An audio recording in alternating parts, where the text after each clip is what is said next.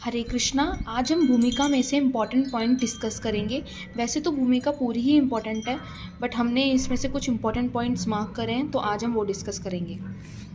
First point, Bhagavad Gita को गीतोपनिषद भी कहा जाता है। यह वैदिक ज्ञान का सार है और वैदिक साहित्य का सर्वाधिक महत्वपूर्ण उपनिषद है।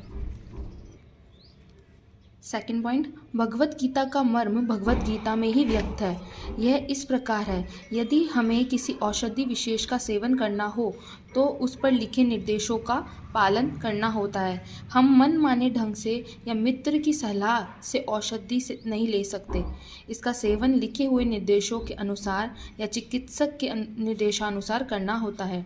इसी प्रकार भगवत गीता को इसके वक्ता द्वारा दिए गए निर्देशानुसार ही ग्रहण या स्वीकार करना चाहिए।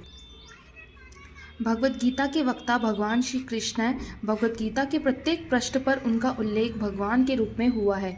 निसंदेह भगवान शब्द कभी कभी किसी भी अत्यंत शक्तिशाली व्यक्ति या किसी शक्तिशाली देव के लिए प्रयुक्त होता है, और यहाँ पर भगवान शब्द निश्चित रूप से भगवान श्री कृष्ण को एक महान व्यक्तित्व वाला बताता है। किंतु साथ ही हमें यह जानना होगा कि भगवान श्री कृष्ण पूर्ण पुरुषोत्तम भगवान हैं। जैसा कि शंकराचार्य, रामानुजाचार्य, माधवाचार्य, निम्बार्क स्वामी, श्री चैतन्य महाप्रभु तथा भारत के वैदिक ज्ञान के अन्य विद्वान आचार्यों ने पुष्टि की है। भगवान ने भी स्वयं भगवत गीता में अपने को परम पुरुषोत्तम भगवान कहा है, और ब्रह्म संहिता में तथा अन्य पुराणों में, विशेषतया श्रीमद् भागवतम में, जो भागवत पुराण के नाम से विख्यात है, वे इसी रूप में स्वीकार किए गए हैं। कृष्णस्तु भगवान स्वयं।